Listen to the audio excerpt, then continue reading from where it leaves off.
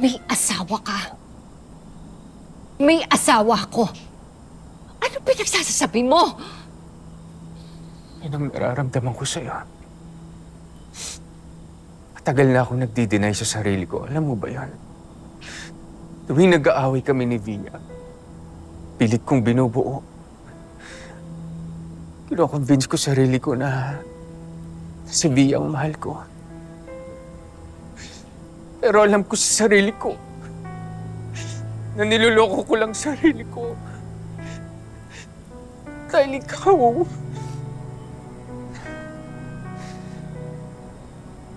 talagang mahal ko, hindi si Via.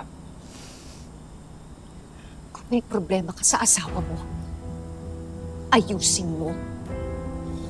Hindi ako ang solusyon. Ayoko nang lokohin ang sarili ko. Ayoko nang magsinungaling sa sarili ko. Basta ang alam ko, ikaw ang mahal ko. Hindi totoo yan. Hindi totoo yan. Sinasabi mo lang yan dahil nangungulila ka kay Tyrone. Hindi totoo yan sinasabi mo. Akala mo dahil sa mga nangyari, pwede natin ibalik yung dati? Iba na ang sitwasyon natin ngayon, Chris. Pwede ba? Umalis ka na. Bumalik ka na sa pamilya mo. Ayusin mo ang problema niyo. At huwag mo nang gagamitin si Tyrone para sirain niya pamilya mo. Umalis ka na. Hindi ba ako narinig? Umalis ka na! Mahal kita!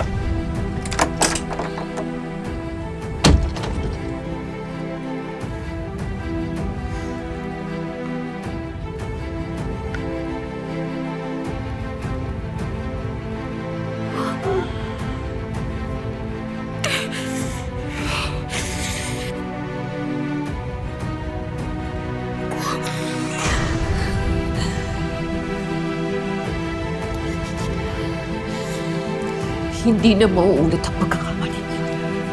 Hindi na, Chris. Hindi na. Hindi na.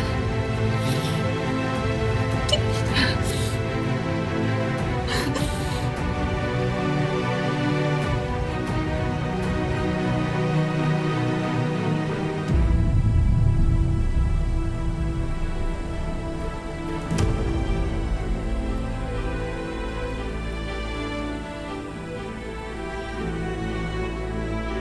Bakit mo nagawa to, Dad? Ang taas-taas ng respeto ko sa'yo eh. Bakit mo niloko si Mommy?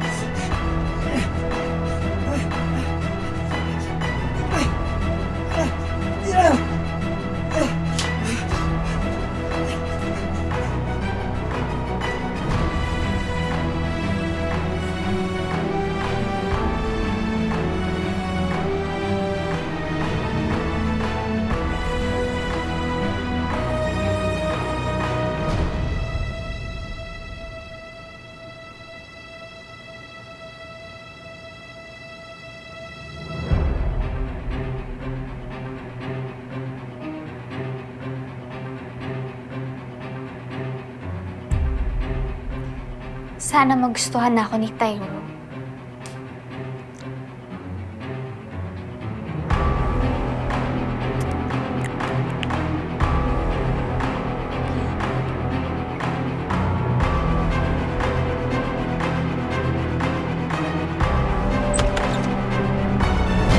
Tyrone?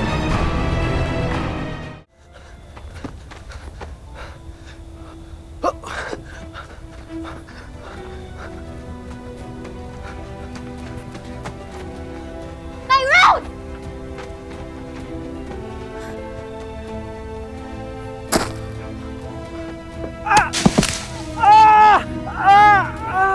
Tyrone!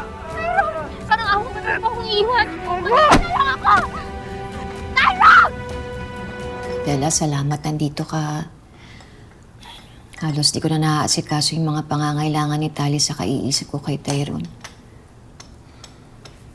Rosel, napakahirap ng pinagdadaanan mo. Kaya naiintindihan kita. Basta nandito ako para sa'yo. Sana talaga matapos itong gulong to. Sana makita na si Tyrone. Ayoko na rin makita si Chris. Ayoko na rin nagpupunta siya dito sa bahay. Ha? Paano yun, Rosel? Lalo pa ngayon na alam na ni Chris na talagang anak niya nga si Tyrone. Paano mangyayari yun? Kahit pa. May isang anak pa naman siya, si Belle. Ayoko masira silang mag-ama. Ayoko masira yung pamilya niya. Rosel, umamin ka sa akin. Magsabi ka sa akin ng totoo. Wala ka na ba talagang nararamdaman para kay Chris? Adela, ano ka ba? May asawa na akong tao. Si Darius, ayun nga, nasa labas nagsasakripisyo para mahanap si Tyrone.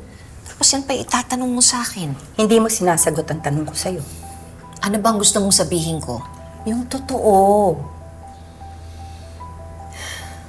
Ang totoo? Oo, yung totoo. Gusto ko nang matapos to. Gusto ko ng tahimik na buhay. Gusto ko makita na si Tyrone.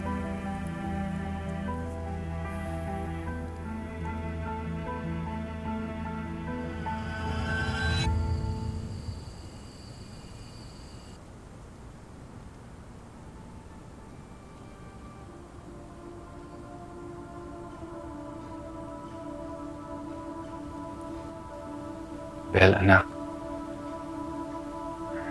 Pwede ba tayo mag-usap?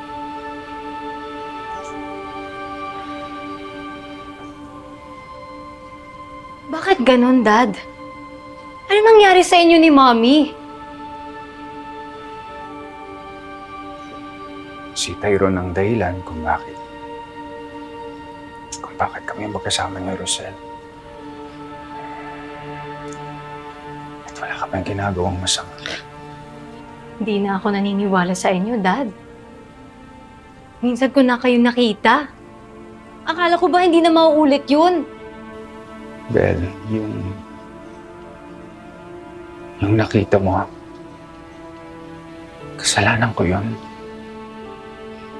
Walang kasalanan si Rosel. Kaya kung meron man dapat sisihin, ako yun. Walang iba, kundi ako. Dad, hindi mo na ba mahal si Mommy? Dad.